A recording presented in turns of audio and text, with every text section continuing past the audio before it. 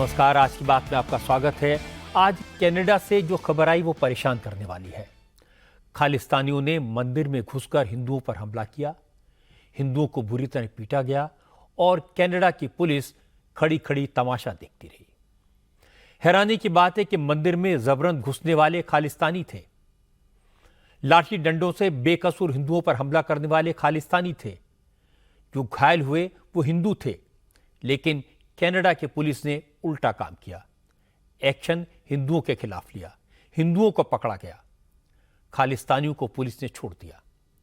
इससे कनाडा में बसे 8.5 लाख हिंदू परिवार गुस्से में हैं। जस्टिन ट्रूडो के खिलाफ प्रोटेस्ट करने के लिए हजारों हिंदू सड़कों पर उतर आए। कनाडा में भी बटोगे तो कटोगे के नारे लगे। प्रधानमंत्री नरेंद्र मोदी ने मंदिर पर हुए हमले की निंदा की है। विदेश मंत्रालय ने कनाडा की सरकार से हिंदुओं की सुरक्षा सुनिश्चित करने और हमला करने वाले खालिस्तानी आतंकवादियों के खिलाफ एक्शन लेने की मांग की है। कनाडा के कई सांसदों ने माना कि हिंदुओं पर हो रहे हमले, मंदिरों में घुसकर मारपीट जस्टिन ट्रूडो की वोट बैंक की राजनीति का नतीजा है। उन्होंने कहा, कनाडा में फ्रीडम ऑफ स्पीच के नाम पर खालिस्तानियों को हिंसा करने की इजाजत देना ठीक नहीं है। लेकिन चिंता की बात है कि मंदिर पर जो हमला हुआ उसमें खालिस्तानियों की जो भीड़ थी उसमें सिविल ड्रेस में कनाडा पुलिस के कुछ अफसर भी शामिल थे।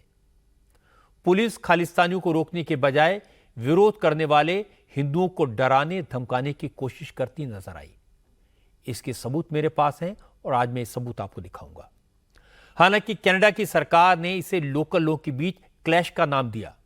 हकीकत यह है कि इस हमले की आशंका पहले से जताई गई थी, लेकिन कनाडा की पुलिस ने, वहां की सरकार ने कोई कदम नहीं उठाया, कोई एहतियात नहीं बरती। इस सब के प्रूफ भी मेरे पास में है। लेकिन सबसे पहले आपको दिखाता हूं टोरंटो में मंदिर पर हमला क्यों हुआ, कब हुआ, कैसे हुआ। असल में कनाडा के टोरंटो में इंडियन कॉन्सुलेट ने हिंदू सभा की मदद से ब्रैम्पटन के मंदिर में कॉन्सुलर कैंप लगाया था। इस कैंप में भारतीय कॉन्सुलेट के अफसर भारतीय मूल के लोगों को लाइफ सर्टिफिकेट देने के लिए पहुंचे थे। कैंप लगभग 1000 लोगों की मदद करने के लिए लगाया गया था। लाइफ सर्टिफिकेट की जरूरत उन बुजुर्गों को होती है जो पेंशनर्स हैं, रिटायर होने के बाद कनाडा में अपने बच्चों के साथ रहते हैं। इन बुजुर्गों को पेंशन जारी रखने के लिए हर साल अपना लाइफ सर्टिफिकेट जमा कराना होता है। बुजुर्गों को लाइफ सर्टिफिकेट देने के लिए ही ब्रैम्पटन के मंदिर में कॉन्सुलर कैंप लगा था। कॉन्सुलर कैंप की खबर मिलते ही खालिस्तानियों ने मंदिर के बाहर प्रोटेस्ट का ऐलान कर दिया। ब्रैम्पटन की पुलिस ने खालिस्तानियों को मंदिर के ठीक सामने प्रोटेस्ट करने की परमिशन भी दे दी। जैसे ही भारतीय अधिकारी हिंदू सभा के मंदिर में दाखिल हुए, वैसे ही खालिस्तान समर्थक नारे लगाने लगे।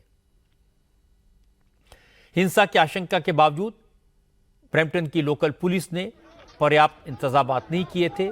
शुरुआत में सिर्फ नारेबाजी हो रही थी, लेकिन जैसे ही कुछ लोग कॉन्सुलर कैंप में लाइफ सर्टिफिकेट बनवाने के लिए पहुंचे तो लाठी डंडों से लैस खालिस्तानियों ने उन पर हमला बोल दिया।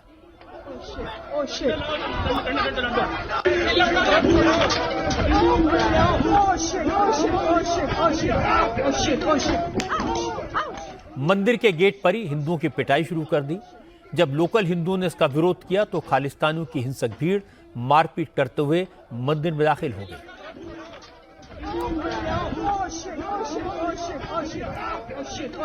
मंदिर के भीतर भी बड़ी देर तक हंगामा चलता रहा। जब वहां मौजूद हिंदुओं ने खालिस्तानी हमलावरों से झंडे छीनने शुरू कर दिए। कुछ लोग भारत का तिरंगा लेकर आ गए। उन्होंने भी खालिस्तानी हमलावरों को चैलेंज किया। हिंसक खालिस्तानियों की भीड़ हिंदुओं को मंदिर परिसर में घुसकर पीटती रही और पुलिस केवल हिंदुओं को रोकती रही।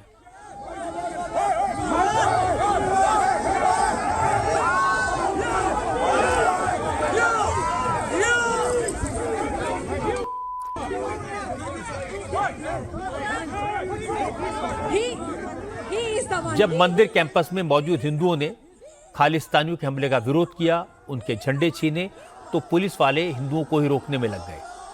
हिंदुओं की पुलिस वालों से भिड़ंत हो गई। पुलिस वालों ने हिंदुओं को रोका, उन पर केस करने की धमकी दी और उनसे कहा कि तुमको हवालात में बंद कर देंगे। arrested.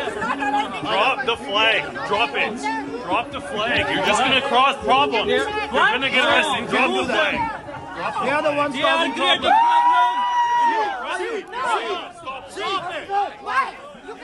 जिस वक्त हिंदू सभा के मंदिर पर खालिस्तानियों ने अटैक किया, वहां काफी तादाद में लोग जमा थे। वो लोग इस बात से हैरान थे कि पुलिस ने खालिस्तानियों को रोकने की जरा भी कोशिश नहीं की। कनाडा में इंडियन फैमिलीज एसोसिएशन के अध्यक्ष जयेश ब्रह्मभट्ट ने कहा, पुलिस खालिस्तानियों के प्रेशर में दिखाई दे रही थी। इसी वजह से मंदिर की सुरक्षा के लिए मौजूद पुलिस वाले अपनी जिम्मेदारी ठीक से नहीं निभा सके। वो लोग जो खुद बोल रहे थे खालिस्तान जिंदाबाद, तो कह सकते हैं खालिस्तानी सपोर्टर्स थे। पुलिस प्रेजेंस में यह सब हो रहा था, अटैक्स हुए, लेकिन पुलिस काफ़ी हद तक निष्क्रिय रही। जहाँ पर उनको इंटरवेन होना था वहाँ पर अच्छी तरह से नहीं किया। एक तो प्रोटेस्ट वहाँ पर जो हो रहा था वो प्रीमाइसिस टेम्पल की है, तो टेम्पल के अंदर अगर आते हैं तो police should have kept them away from the temple premises itself. But police यहाँ की है वो लगता है कि पॉलिटिकल प्रेशर में वर्क कर रही है।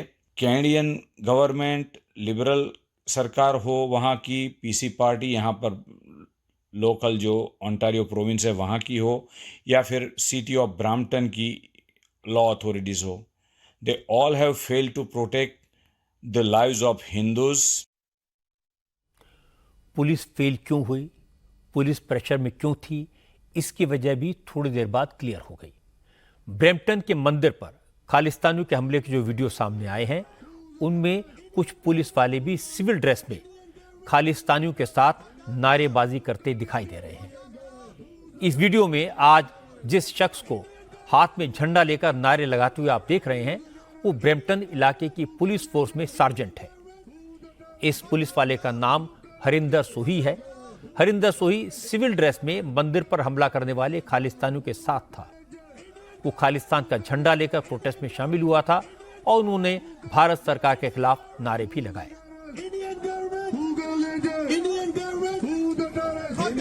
जब ब्रैम्पटन में हिंदू सभा के मंदिर पर खालिस्तानियों के हमले की खबर फैली तो आसपास के इलाकों से बड़ी तादाद में हिंदू भी ब्रैम्पटन पहुंच गए।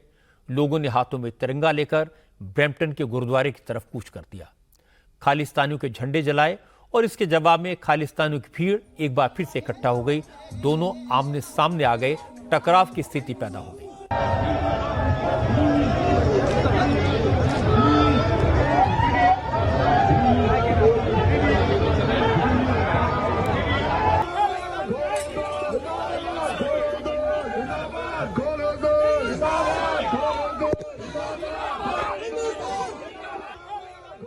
अभी कुछ समय पहले से हम लोगों को जानकारी मिली है कि यहाँ खालिस्तानियों ने भारत और हिंदू धर्म का अपमान करते हुए अपने झंडे डंडे के साथ यहाँ पे पत्थर और बहुत सारी चीज़ों से अटैक किया। और जैसे ही सोशल मीडिया पर यह खबर पहुँची, तमाम तर लोग यहाँ पर आ चुके हैं और पुलिस की गाड़ियाँ दिख रही हैं। पुलिस ने रास्ता सारा आगे रोका हुआ है, लेकिन उसके बावजूद में हर तरफ से इस बात को कंडेम किया जा रहा है। तमाम तर लोग जिन्हें आप देख पा रहे हैं हिंदू सभा मंदिर के पीछे हैं, ये लोग सारे के सारे। खालिस्तानियों के हमले के बाद ब्रैम्पटन में हिंदू समुदाय ने आपसी एकजुटता दिखाने की कोशिश की। हिंदू सभा मंदिर के पुजारी ने लोगों से कहा, खालिस्तानियों ने जो हमला किया है वो सिर्फ ब्रैम्पटन के हिंदुओं पर नहीं बल्कि दुनिया भर के हिंदुओं पर हमला है और इसका जवाब देने के लिए हिंदुओं को एकजुट होना होगा। सुन लो, अभी भी कह रहे हैं बटोगे, अब ये एक हमला कोई हिंदू सभा पर नहीं है। ये मत सोचना कि हिंदू सभा के ऊपर हमला हुआ। ये हमला पूरे वर्ष में दुनिया में जितने हिंदू हैं सबके ऊपर है। आज समय आ गया है, आज समय वो आ गया है जब आज हम लोगों को अपने बारे में नहीं, अपने आने वाली संतति के बारे में सोचना पड़ेगा। सबको एक होना पड़ेगा। हम किसी का विरोध नहीं करते हैं, लेकिन कोई हमारा विरोध करेगा तो। ब्रैम्पटन में खालिस्तानियों के हमले के शिकार हुए लोग सदमे में हैं।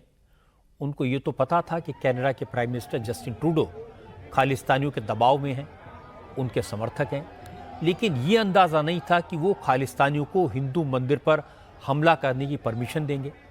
पुलिस खामोश खड़ी रहेगी। कनाडा के हिंदू चैम्बर ऑफ कॉमर्स के मेंबर नरेश चावड़ा ने कहा कि पुलिस का रोल निराशाजनक है। खालिस्तानियों को प्रोटेस्ट की परमिशन मंदिर से दूर कहीं और दी जा सकती थी, और अगर मंदिर के बाहर प्रोटेस्ट हो रहा था तो फिर पुलिस ने एहतियातन कदम क्यों नहीं उठाए। हिंदू कम्युनिटी बहुत इससे नाराज है, नाखुश है। लोकल पुलिस ने वहां परमिशन दी तो ऑलरेडी टेंट्स चल रहा है पिछले कुछ समय से, तो वो टेम्पल के जो दरवाजे है, जो डोर है, उसके आसपास क्यों दी। They can give a permission to protest other side of the road और लिटिल बिट फार, लेकिन वो नहीं हुआ। अगर दूसरी चीजें अगर वहां पे दी है तो why not enough police officer और why not security provide to the temple devotee also, which is fundamental right of Canadian Hindu और any religious person to be safe in their place of worship. Third thing, police की अच्छी present जो भी present थी वहां पे, enough number में नहीं कह सकता, अगर इनफ नंबर में होती तो इतना नहीं होता, तो वो प्रेजेंस थी, तो उनकी प्रेजेंस में how the protester they come inside the temple. Canada में भारत के हाई कमीशन ने ब्रैम्पटन में मंदिर पर हमले के खिलाफ सख्त नाराजगी जाहिर की। इंडियन हाई कमीशन की तरफ से जारी बयान में कहा गया है कि हमले की आशंका पहले से थी। लोकल पुलिस को, लोकल प्रशासन को कॉन्सुलर कैंप की जानकारी 3 दिन पहले दे दी गई थी। यह भी बताया गया था कि वैंकूवर और सरे में जब ऐसे कैंप लगे थे तो प्रोटेस्ट हुए थे, इसलिए सुरक्षा के जरूरी इंतजाम किए जाएं। फिर भी ब्रैम्पटन पुलिस ने इंतजाम नहीं किए। नतीजा यह हुआ कि खालिस्तानियों की भीड़ मंदिर में घुस गई। कनाडा के हिंदू सांसद चंद्रा आर्य ने भी इस हमले का वीडियो शेयर करते हुए लिखा, अब बात बर्दाश्त से बाहर हो गई है। कट्टरपंथियों को जस्टिन ट्रूडो की सरकार कुछ ज्यादा ही शय दे रही है और इसका नतीजा अच्छा नहीं होगा। जब बात बढ़ गई तो जस्टिन ट्रूडो ने ट्विटर पर हिंदू सभा मंदिर पर हुए हमले पर अफसोस जताया। हालांकि उन्होंने खालिस्तानियों की हरकत की आलोचना करने की हिम्मत नहीं दिखाई। प्राइम मिनिस्टर का ट्वीट आया तो ब्रैम्पटन के मेयर पैट्रिक ब्राउन ने भी मंदिर पर हमले की निंदा की, कंडेम किया। ब्रैम्पटन के पील इलाके के पुलिस चीफ ने भी कहा कि धार्मिक स्थलों पर हमलों को बर्दाश्त नहीं किया जाएगा। ब्रैम्पटन शहर कनाडा के ओंटारियो राज्य में है। यहां की सिख और गुरुद्वारा काउंसिल ने भी मंदिर पर हमले को गलत बताया और इसका विरोध किया। ब्रैम्पटन के मेयर ने लिखा, वो ऐसा नियम बनाएंगे जिसके बाद कोई किसी धार्मिक स्थल के बाहर प्रोटेस्ट नहीं कर पाएगा। कनाडा और भारत के रिश्ते पहले से ही खराब हैं। ऐसे में जब मंदिर पर हमला हुआ तो जाहिर है भारत ने तीखी प्रतिक्रिया दी। प्रधानमंत्री नरेंद्र मोदी ने हिंदू मंदिर पर हमले की कड़ी आलोचना करते हुए उम्मीद जताई कि कनाडा की सरकार लॉ एंड ऑर्डर को मेंटेन करेगी और दोषियों को सजा दिलाएगी। मोदी ने भारतीय डिप्लोमेट्स को डराने की कोशिशों को नाकाबिले बर्दाश्त कहा। मोदी ने कहा, ऐसे हिंसक हमलों से भारत डरने वाला नहीं है। विदेश मंत्रालय ने बयान जारी किया, मंदिर पर हमले को उग्रवादियों की कारस्तानी बताया।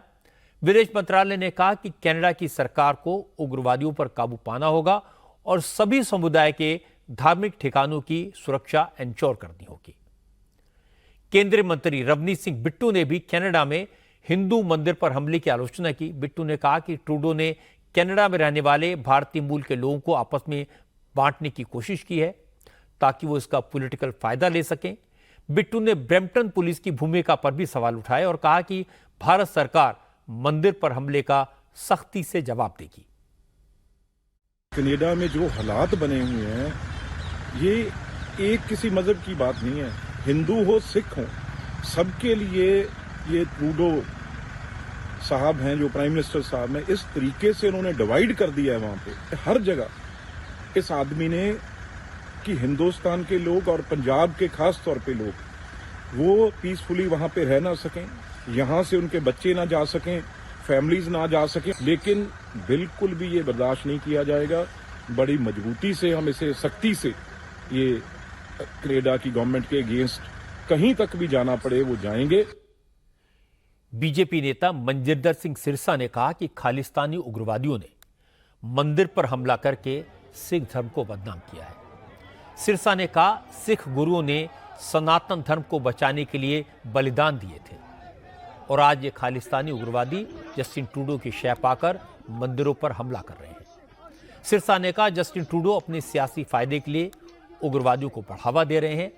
ऐसे में सिख धर्म के मान सम्मान के लिए अकाल तख्त को इस मामले में दखल देना चाहिए। जो वहाँ पे हुआ है ये सिख धर्म की परंपराओं के खिलाफ, सिख धर्म की फिलॉसफी के खिलाफ है। इसका संज्ञान जो है जथेदार अकाल तख्त साहब को भी लेना चाहिए, जहाँ कड़े शब्दों में निंदा करनी चाहिए, वहाँ ऐसे लोगों के खिलाफ कार्रवाई भी करनी चाहिए जो हमारे सिख धर्म को ही बदनाम कर रहे हैं, हिंदू धर्म या हो या अलग धर्मों पे जाके हमला करके। ये ट्रूडो जो वहाँ के प्रधानमंत्री, उनकी पॉलिसी, उनकी अपनी सरकार बचाए रखने की मजबूरी, इसीलिए वो एक ऐसे विंग की सपोर्ट कर रहे हैं जो जगमीत बराड़ द्वारा, जो कि प्रो खालिस्तानी है, जो देश तोड़ना चाहते हैं। कनाडा में हिंदुओं पर हमला चिंता की बात है। इसलिए नहीं कि कुछ सिरफिरे खालिस्तानी मंदिर में घुस गए, इसलिए नहीं कि भारत के दुश्मनों ने वहां के हिंदुओं के साथ मारपीट की। चिंता की बात इसलिए है कि ऐसे आतंकवादियों को कनाडा की पुलिस ने प्रोटेक्शन दिया, दंगाइयों को सपोर्ट किया। चिंता की बात इसलिए है कि कनाडा के प्राइम मिनिस्टर जस्टिन ट्रूडो मजबूर हैं और इस घटना पर लीपापोती करने में लगे हैं। कनाडा जैसे देश से ऐसे डबल स्टैंडर्ड की उम्मीद दुनिया के कम मुल्कों को होगी, पर भारत को अब इस पर हैरानी नहीं होती। पिछले 4 साल से कनाडा खालिस्तान सपोर्टर्स का अड्डा बन गया है। कनाडा इन आतंकवादियों को पनाह देता है। जिन लोगों ने रिकॉर्ड पर माना है कि भारत में उनके खिलाफ क्रिमिनल केसेस हैं, उन पर भारत में आतंक फैलाने का आरोप है, जिन्होंने माना कि उनके पास से हथियार बरामद हुए हैं, उन्हें भी कनाडा की सरकार ने अपने यहां शरण दी है। जो लोग डिजिटल मीडिया पर खुलेआम खालिस्तान को सपोर्ट करते हैं, भारत विरोधी बयान देते हैं, कनाडा की सरकार ने उन्हें अपने यहां मेहमान बनाकर रखा हुआ है। पिछले साल भारत ने 7 गैंगस्टर्स की लिस्ट कनाडा को दी थी, लेकिन जस्टिन ट्रूडो ने कुछ नहीं किया। अब कनाडा में हिंदुओं पर हुए हमलों ने इस पूरी साजिश को एक्सपोज कर दिया है। अब सारी दुनिया देख रही है कि ये दंगाइयों को, गैंगस्टर्स को पनाह देने का अंजाम है और उनकी हिम्मत लगातार बढ़ती जा रही है। इसीलिए कनाडा में रहने वाले हिंदू गुस्से में हैं। वो मानते हैं कि आज के वक्त खालिस्तान सपोर्टर्स की मदद करना ट्रूडो की राजनीतिक मजबूरी है। उनकी सरकार उन 25 एमपीज पर टिकी है जो खालिस्तान सपोर्टर्स हैं, लेकिन वहां के लोगों को लगता है अब यह ज्यादा दिन नहीं चलेगा। कनाडा में न सिर्फ हिंदू गुस्से में हैं, बल्कि बड़ी संख्या में मॉडरेट सिख समाज के लोग भी हिंदुओं पर हुए हमले से नाराज हैं और वो खुलकर ये बात कह रहे हैं। वो नहीं चाहते कि कनाडा की छवि को नुकसान पहुंचे, इसमें उनकी भी बदनामी है। इसलिए वो दिन दूर नहीं जब जस्टिन ट्रूडो को इन सारी बातों का खामियाजा भुगतना पड़ेगा। अब रुक करते राजनीति की खबरों का। आज महाराष्ट्र में पर्चा वापस लेने का आखिरी दिन था। आखिरी वक्त में महाविकास आघाड़ी और महायुति के 45 बागी उम्मीदवारों ने अपने नाम वापस ले लिए। बड़े बड़े नेताओं के दखल के बाद बागी मान गए। बीजेपी और कांग्रेस के 10, एकनाथ शिंदे की शिवसेना के 8 और अजित पवार के एनसीपी के 6 उम्मीदवारों ने नाम वापस ले लिए। उद्धव ठाकरे की शिवसेना के 7 और शरद पवार गुट के 4 बागी उम्मीदवार भी मैदान से हट गए। शिंदे की शिवसेना ने अणुशक्ति नगर से सना मलिक के खिलाफ अपने उम्मीदवार अविनाश राणे का नाम वापस ले लिया। डिंडोरी में नरहरी जिरवाल के खिलाफ शिवसेना के धनराज माहले भी मैदान से हट गए। उदयगीर, पाथरी और वसपत में भी शिवसेना उम्मीदवारों ने अपने अपने पर्चे वापस लेकर अजित की एनसीपी के उम्मीदवारों को समर्थन दे दिया। लेकिन महायुति में अब भी ऐसी 8 सीटें हैं जहां अजित पवार की पार्टी के उम्मीदवारों के सामने बीजेपी या शिवसेना के उम्मीदवार चुनाव लड़ रहे हैं। इसमें नवाब मलिक की सीट भी शामिल है। इसी तरह महाविकास आघाड़ी में 14 सीटें ऐसी हैं जहां आघाड़ी के उम्मीदवार एक दूसरे के आमने सामने अड़े हुए हैं। सबसे ज्यादा चर्चा बोरीवली सीट से बीजेपी के बागी उम्मीदवार पूर्व सांसद गोपाल शेट्टी के नॉमिनेशन को लेकर थी। गोपाल शेट्टी से पीयूष गोयल और विनोद तावड़े ने बात की और इसके बाद गोपाल शेट्टी ने पीयूष गोयल के साथ जाकर अपना पर्चा वापस ले लिया। मतभेद कभी था ही नहीं। एक मुद्दे को लेकर जो भी बातें चली उसको हमने चलाया और मुझे लगता है कि सही जगह पर वो पहुंच गया है। और क्या हुआ कैसे हुआ ये कहने की कोई आवश्यकता नहीं है। पार्टी के नेता बहुत बड़े हैं, पार्टी बहुत बड़ी है, व्यक्ति हमेशा छोटा होता है। इससे मैं आज भी छोटा अपने आप को महसूस करते हुए मैं पार्टी के लोगों से भी कहूंगा कि मेरे से अगर कोई गलती भी हुई होगी तो उसको वो क्षमा करें और हम सब लोग मिलकर जो जनमानस की भावना है उन जनमानस की भावना को आगे हम बढ़ाएं। लेकिन राज ठाकरे के बेटे अमित ठाकरे की मुश्किलें कम नहीं हुई। अमित ठाकरे माहिम सीट से एमएनएस के उम्मीदवार हैं। इस सीट पर एकनाथ शिंदे की शिवसेना के सिटिंग एमएलए सदा सरवणकर ने पर्चा भरा हुआ है। एकनाथ शिंदे ने सदा सरवणकर से राज ठाकरे से बात करके नाम वापस लेने को कहा। सदा सरवणकर राज ठाकरे से मिलने गए, लेकिन इससे पहले राज ठाकरे के घर के पास कुछ बैनर पोस्टर लग गए जिनमें बाला साहब को कोट करते हुए लिखा था कि सच्चा शिवसैनिक किसी राजपुत्र के आगे झुकता नहीं है, लड़ाई से पीछे हटता नहीं है, शिवधनुष उठाओ और आगे बढ़ो, माहिम के लोग तुम्हारे साथ हैं। इसके बाद सदा सरवणकर राज ठाकरे से मिलने पहुंचे तो राज ठाकरे ने उनसे मिलने से ही इनकार कर दिया। इसके बाद सदा सरवणकर ने कहा अगर राज ठाकरे उनसे मिलते, मैदान से हटने को कहते तो वो नाम वापस ले लेते, लेकिन राज ने तो मिलने से भी इनकार कर दिया। तो अब उनके पास चुनाव लड़ने के अलावा कोई और रास्ता नहीं बचा। 1-2 घंटे पहले एकनाथ जी शिंदे साहब ने मुझे बुलाया था। उन्होंने मुझे बताया कि राज साहब के और हमारे रिलेशन अच्छे हैं, तो आप कोई बैठ के तय करो ये रिलेशन ऐसे ही रहे। मैंने साहब को बताया कि यहाँ की जो समीकरण है कुछ अलग सी है और अमित जी का चुन के आना बहुत मुश्किल है। तो ये सारा बोलने के बाद उन्होंने बताया नहीं, आपको राज साहब को ये सारा बताना पड़ेगा और आप राज साहब को जाके मिलो और राज साहब जो भी डिसीजन देंगे वो आपको मानना पड़ेगा। मेरे जो पदाधिकारी है उनको मैंने भेज दिया कि राज साहब अगर टाइम देंगे तो उनसे बात करेंगे और वो जो डिसीजन देंगे तो मानने के लिए तैयार है। मैं चाहता था कि राज साहब मुझे फ़ोन करके या कुछ भी बोल देंगे कि भाई मेरा लड़का है, आप विचार करो, लेकिन ऐसा कोई फ़ोन आया नहीं। मैं खुद उनको मिलने के लिए शिंदे साहब के कहने पे गया था, लेकिन उन्होंने टाइम भी नहीं दिया। अभी उनके दिमाग में क्या है मैं कैसा समझा सकता हूँ। क्या वो मनाते तो आप मान जाते? हाँ जरूर, क्योंकि मुझे ऐसे ही आदेश मिले थे कि राज साहब जो बोलेंगे वो आपको मान के आगे चलना पड़ेगा। महाविकास आघाड़ी के नेता भी समाजवादी पार्टी को मनाने में कामयाब नहीं हो पाए। महाराष्ट्र की 8 सीटों पर समाजवादी पार्टी के उम्मीदवार मैदान में हैं। इनमें 6 सीटें ऐसी हैं जहां मुकाबला महाविकास आघाड़ी के उम्मीदवार से है। अबू आजमी ने कहा उनकी पार्टी भी महाविकास आघाड़ी का हिस्सा तो है, लेकिन Bhiwandi east, Malegaon central, Dhulia central, अरांडा, Tuljapur, Mankhurd Shivaji Nagar, Bhiwandi west, Aurangabad east seat पर समाजवादी पार्टी पूरी ताकत से चुनाव लड़ेगी। कितनी जगहों पर आप लड़ रहे हैं? मैं 8 जगहों पर लड़ रहा हूँ। मैंने मैंने 12 सीटें मांगी थी, परंतु महाविकास आघाड़ी ने हमें सिर्फ 2 सीटें छोड़ी। वो भी आज वहाँ पे किसी आज़ाद उम्मीदवार को वो शायद समर्थन करने वाले हैं मेरी सीट के ऊपर। और हम समझते हैं कि 2 सीटें हमारी महाविकास आघाड़ी ने छोड़ने के बाद भी 1 सीट उन्होंने ले लिया है। अब हम टोटल 8 सीटें लड़ रहे हैं। मालेगांव छोड़ दो, आप धुलिया छोड़ दो, मतलब सिर्फ 2 सीट पर लड़ो, ऐसा कैसे हो सकता है? 2 सीट पर लड़ने के लिए पार्टी बनी है क्या? 2 सीट पर तो हम सिटिंग पहले से हैं, सिर्फ 2 ही सीट समर्थन करें और बाकी सीटें छोड़ दो आप। ये तो हमारे साथ खुला अन्याय है। फिर भी हम जो है ना हम लड़ेंगे, इलेक्शन जो होगा देखा जाएगा। इस बार महाराष्ट्र में जिस तरह के सियासी समीकरण हैं उसमें हर पार्टी में बगावत तो तय थी। पहले 4 पार्टियां थी, 2 अलायंस थे, अब अलायंस 2 हैं लेकिन पार्टियां 6 हो गई। चुनाव लड़ने के दावेदारों की संख्या बढ़ गई, लेकिन सीटों की संख्या तो उतनी ही है जितनी पहले थी।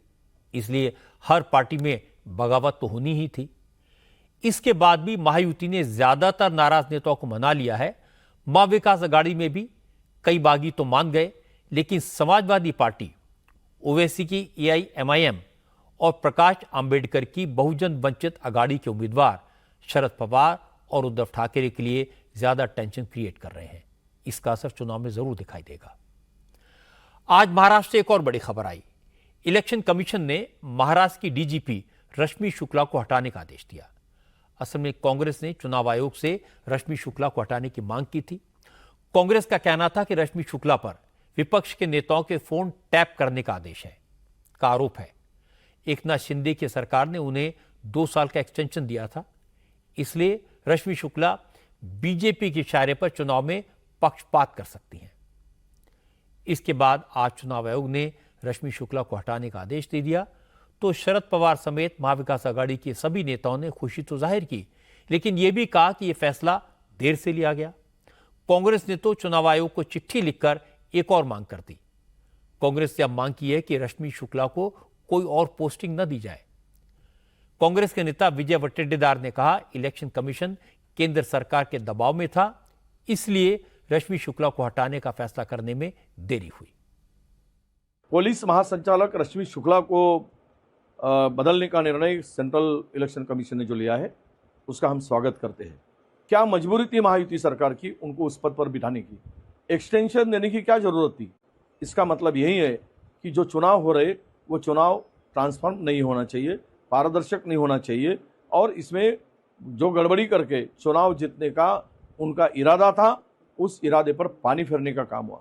झारखंड के पुलिस महासंचालक को बदलते वक्त एक निर्णय इलेक्शन कमीशन लेता है और महाराष्ट्र के बारे में दूसरा निर्णय लेता है। इसका मतलब यही होता है कि केंद्रीय सरकार के वजह से उनके दबाव में नियामक आयोग क्या झुका था, ये निर्णय लेने में देरी क्यों की? पर चलो, देर आए दुरुस्त है। हालांकि इलेक्शन कमीशन ने बीजेपी DGP रश्मि शुक्ला को हटाने का आदेश विपक्ष की डिमांड पर दिया है, तो भी विपक्ष के नेता कह रहे हैं कि इलेक्शन कमीशन बायस्ड है, सरकार के दबाव में काम करता है। DGP को हटाने में देर क्यों की? ऐसा लगता है कि इलेक्शन कमीशन पर आरोप लगाना कुछ लोगों की आदत हो गई है। आज इलेक्शन कमीशन के एक और फैसले को लेकर सवाल उठाए गए।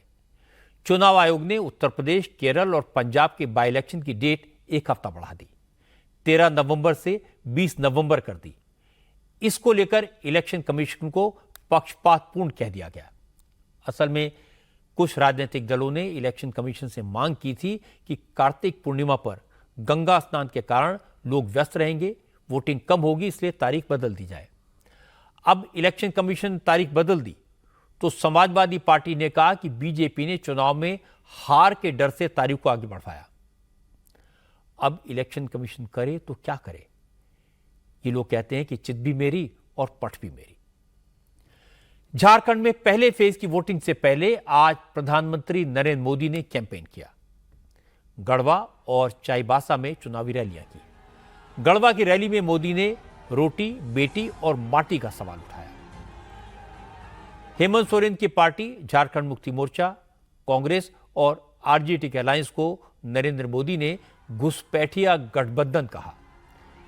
मोदी ने कहा कि झारखंड में जेएमएम, कांग्रेस और आरजेडी की सरकार में तुष्टीकरण की राजनीति ने हदें पार कर दी हैं। ये तीनों पार्टियां सिर्फ वोट बैंक के लिए बांग्लादेशी घुसपैठियों को झारखंड में बसा रही हैं, जिसकी वजह से आदिवासियों की आबादी घट रही है। मोदी ने कहा कि अगर झारखंड के लोगों को रोटी, बेटी और माटी को बचाना है तो घुसपैठिया गठबंधन की सरकार को उखाड़ फेंकना होगा। जेएमएम, कांग्रेस, आरजेडी ने तुष्टीकरण की नीति को चरम पर पहुंचा दिया है। ये तीनों दल घुसपैठिया समर्थक है। बांग्लादेशी घुसपैठियों के वोट पाने के लिए ये इन घुसपैठियों को पूरे झारखंड में बता रहे हैं। जब स्कूलों में सरस्वती वंदना तक पर रोक लगने लगे तो पता चलता है कि खतरा कितना बड़ा है। जब बेटियों के साथ शादी के नाम पर छल कपट होने लगे तो पता चलता है कि पानी सिर के ऊपर से गुजरने लगा है। जब घुसपैठ का मामला कोर्ट में जाए और प्रशासन इससे इनकार करे तो पता चलता है कि सरकारी तंत्र में ही घुसपैठ हो चुकी है। ये आपकी रोटी भी छीन रहे हैं, ये आपकी बेटी भी छीन रहे हैं और ये आपकी माटी को भी हड़प कर रहे हैं। इसलिए इस घुसपैठिया गठबंधन को अपने एक वोट से उखाड़ फेंकना है। प्रधानमंत्री नरेंद्र मोदी ने झारखंड में करप्शन की बात की, क्राइम का मुद्दा उठाया। मोदी ने कहा कि हेमंत सोरेन की सरकार में जेएमएम, आरजेडी और कांग्रेस के नेता जनता का माल लूटकर अपने घर की तिजोरियां भर रहे हैं। इन लोगों को जनता की नहीं, सिर्फ अपने अपने परिवारों की चिंता है। मोदी ने कहा तीनों पार्टियां घोर परिवारवादी हैं, इसीलिए चंपाई सोरेन का अपमान करके उन्हें मुख्यमंत्री की कुर्सी से हटा दिया गया। झारखंड का एक और बहुत बड़ा दुश्मन है और वो है परिवारवाद। जेएमएम, कांग्रेस, आरजेडी, ये तीनों दल घोर परिवारवादी है। ये लोग चाहते हैं कि सत्ता की चाबी केवल इन्हीं के परिवार के पास रहे। जेएमएम का यही मॉडल है। अगर कोई अपनी काबिलियत से आगे बढ़ भी गया तो उसके साथ कैसा बर्ताव करते हैं, ये भी हमने देखा है। हमारे चंपई सोरेन जी के साथ इन्होंने क्या किया? इन लोगों ने एक आदिवासी बेटे को अपमानित करने में कोई कसर बाकी नहीं छोड़ी। जिनके लिए अपने परिवार से बड़ा कुछ नहीं है, वो झारखंड के आप सभी लोगों की परवाह कैसे करेंगे भला? इसलिए झारखंड के हर नौजवान से कहूंगा, ऐसे स्वार्थी दलों को अच्छे से सबक सिखाना है। झारखंड में बीजेपी लगातार आदिवासियों का मुद्दा जोर शोर से उठा रही है और इस बीच हेमंत सोरेन को एक और बड़ा झटका लगा। हेमंत सोरेन के प्रस्तावक, उनका नॉमिनेशन करवाने वाले मंडल मुर्मू ने जेएमएम छोड़कर बीजेपी ज्वाइन कर ली। मंडल मुर्मू 1855 के संथाल विद्रोह के मुखिया और आदिवासियों के बड़े नेता सिद्धू कान्हू के रिलेटिव हैं। हेमंत सोरेन ने आज बरहेट सीट से अपना पर्चा भरा था तो मंडल मुर्मू उनके प्रस्तावक के तौर पर मौजूद थे, लेकिन बाद में निशिकांत दुबे के घर पर शिवराज सिंह चौहान की मौजूदगी में वो बीजेपी में शामिल हो गए। शिवराज सिंह चौहान ने कहा, बीजेपी ने आदिवासियों को बचाने के लिए जो अभियान छेड़ा है, मंडल मुर्मू के आने से इस लड़ाई को और मजबूती मिलेगी। शहीद परिवार का प्रतिनिधित्व करने वाले मंडल मुर्मू जी झारखंड में माटी, बेटी और रोटी बचाने की लड़ाई में भारतीय जनता पार्टी के साथ आए हैं। एक नई क्रांति की शुरुआत हुई है और इनके आने से भारतीय जनता पार्टी को और हमारे इस अभियान को काफी मदद मिलेगी और ये जो परिवर्तन की हवा चली है, लहर के रूप में परिवर्तित होगी। उनका स्वागत। मंडल मुर्मू का बीजेपी में शामिल होना जेएमएम के लिए बड़ा एम्बैरेसमेंट है, लेकिन जेएमएम के नेता महुआ माझी ने कहा, दूसरों का घर तोड़ना बीजेपी की पुरानी आदत है, लेकिन मंडल मुर्मू के बीजेपी में शामिल होने से कोई फर्क नहीं पड़ेगा। बीजेपी तो हमेशा इस तरह की चीजों में ही लगी रहती है, उसको विकास से कोई मतलब नहीं है। कहाँ से तोड़ के लाएंगे, कहाँ से फोड़ के लाएंगे, किसको डिस्टर्ब करेंगे, इस तरह के तिकड़म ही भिड़ाते रहते हैं। तो इससे कोई फर्क पड़ने वाला नहीं है। माननीय हेमंत सोरेन जी के कार्यों से हम झारखंड की जनता खुश है और वो चाहती है कि ऐसे ही नेता उन्हें मिले जो उनके बारे में सोचे। जेएमएम के नेता कुछ भी दावा करें, लेकिन चुनाव से पहले आदिवासी नेताओं का जेएमएम छोड़कर बीजेपी में शामिल होना हेमंत सोरेन के लिए टेंशन की बात तो है। उनका पर्चा भरवाने वाले मंडल मुर्मू का पार्टी छोड़ना हेमंत सोरेन के लिए बड़ा झटका है। संथाल परगना में मंडल मुर्मू का सम्मान है। संथाल परगना जेएमएम का मजबूत गढ़ है। पिछले चुनाव में संथाल परगना की 18 सीटों में से 9 सीटें जेएमएम और 4 सीटें कांग्रेस ने जीती थी। बीजेपी को यहां सिर्फ 4 सीटें मिल पाई थी। इसलिए अगर चुनाव से पहले हेमंत सोरेन के प्रस्तावक उनका साथ छोड़कर बीजेपी के साथ जाते हैं तो ये जेएमएम के लिए अच्छा संकेत नहीं है।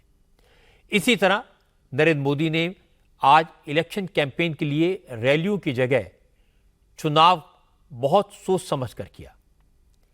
एक रैली कोल्हान चाईबासा रीजन में हुई, दूसरी पलामू रीजन में। कोल्हान चाईबासा जेएमएम का मजबूत किला है।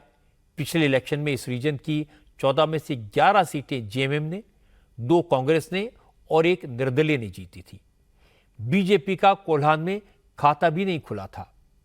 कोल्हान चंपाई सोरेन का इलाका है। पिछली बार वो हेमंत सोरेन के साथ थे, लेकिन अब चंपाई सोरेन बीजेपी के साथ हैं। अगर संथाल परगना और कोल्हान इन 2 इलाकों में जेएमएम की जमीन थोड़ी बहुत भी खिसकती है तो ये बीजेपी के लिए बड़ी कामयाबी होगी। अब बात करते हैं जम्मू और कश्मीर की।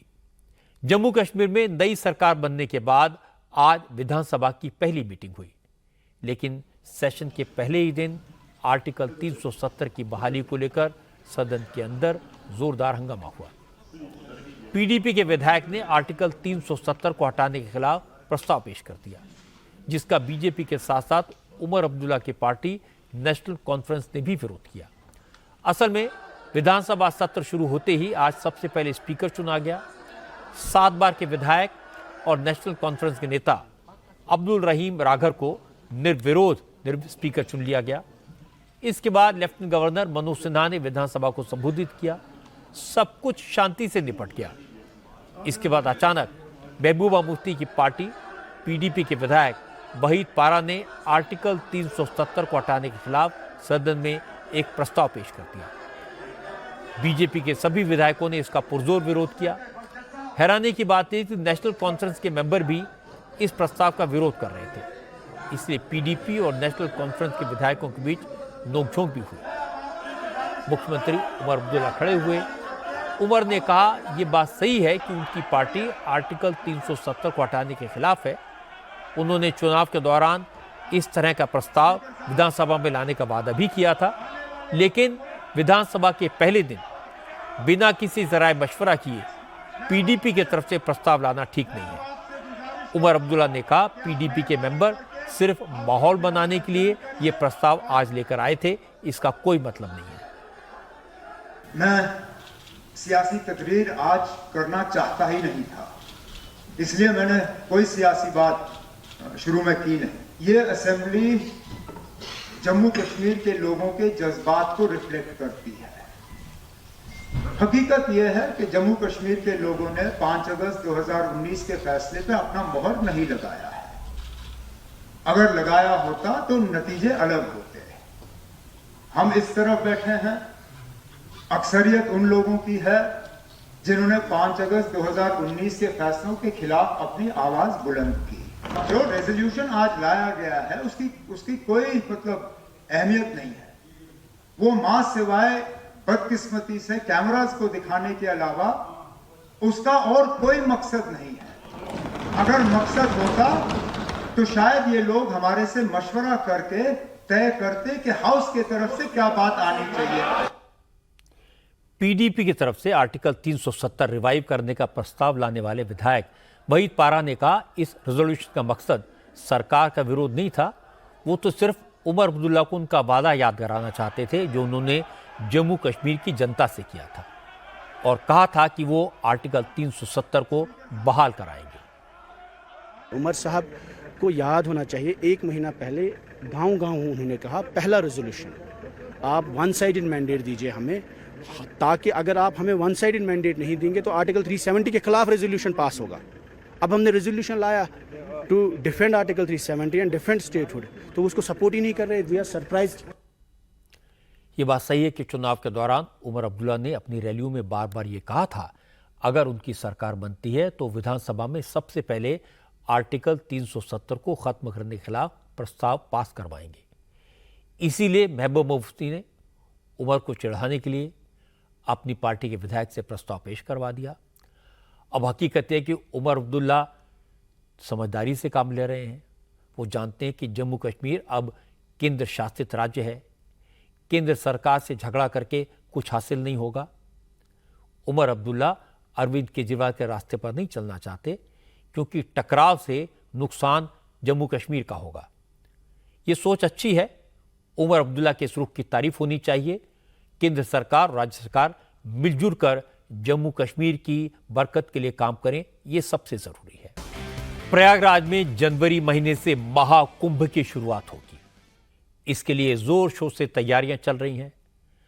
योगी सरकार महाकुंभ के भव्य आयोजन की तैयारी कर रही है, लेकिन उससे पहले अखाड़ा परिषद के एक ऐलान पर विवाद खड़ा हो गया।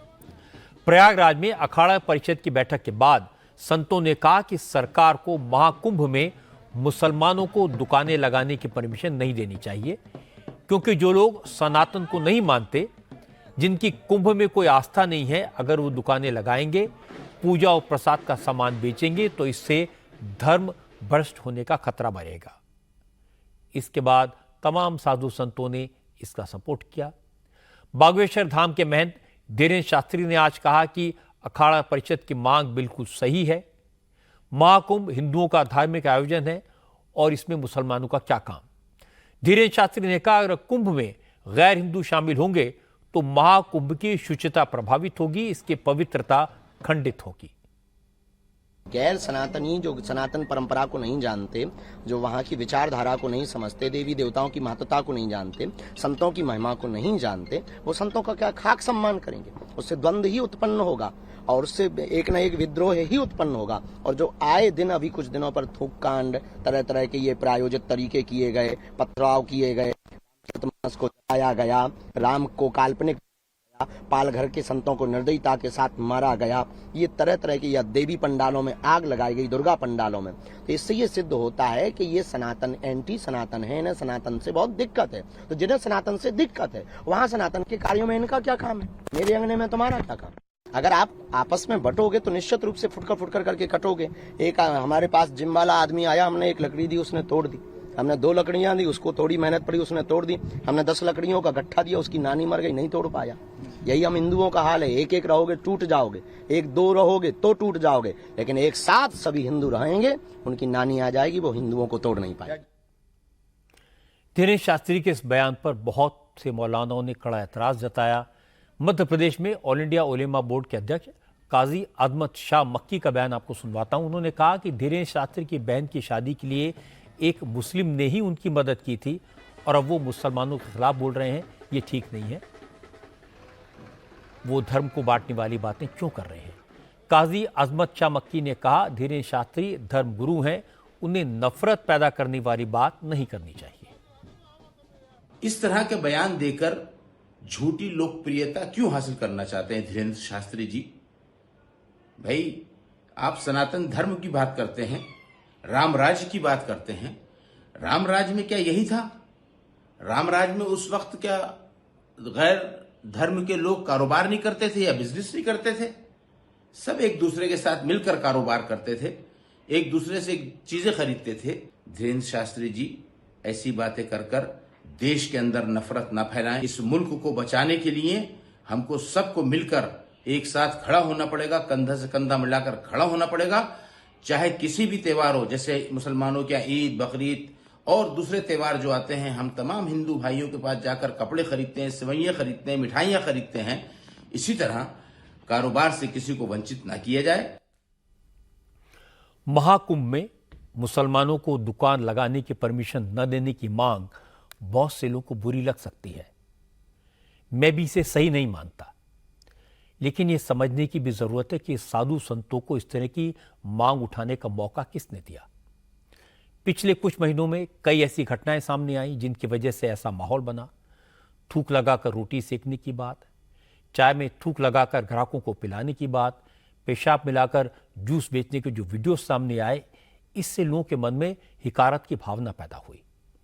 और जब इस तरह की हरकतें करने वाले सारे आरोपी मुसलमान निकले तो समाज में अविश्वास का माहौल बना, एक तरह की विकृति पैदा हुई और कुछ साधु संतों ने इसी को आधार बना लिया। कुंभ आस्था का महापर्व है।